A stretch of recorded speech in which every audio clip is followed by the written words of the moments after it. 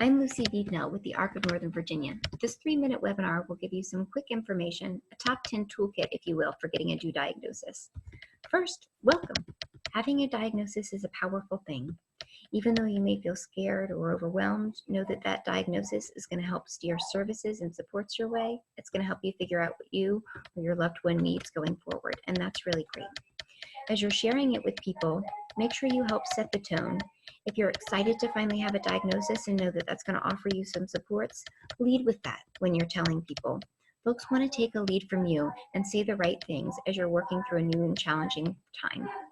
Next, find other parents through your child's school social worker, through your local community groups at meetup.org, by contacting the ARC of Northern Virginia to find support groups, whatever it is.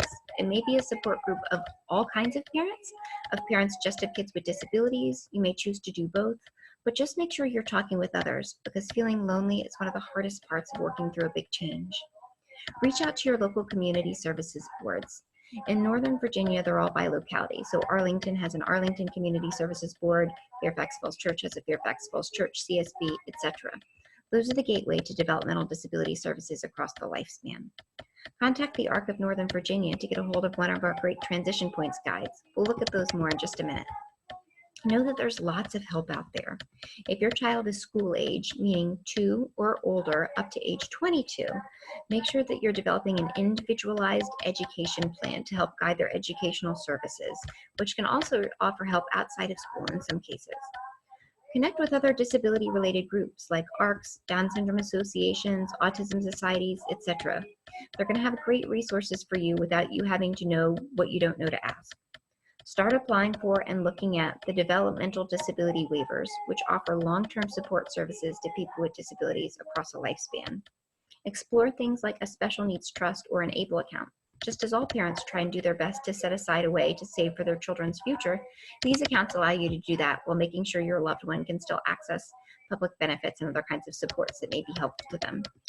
And know that the world is still going to spin. You are going to come out of this okay. You are developing a new normal, and you will look back on this later and think, I can't believe how scared I was, and look how great things are going now.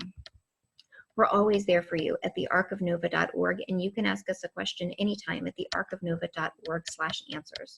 We have a whole resource library about supported decisions making, which is really about helping your loved one understand their life and their choices and building a team around them, and you can't start that too early. And then there's the link to our Transition Points toolkits, which will give you critical information across the lifespan, everything from brand new born babies through folks aging with a disability. We look forward to helping you.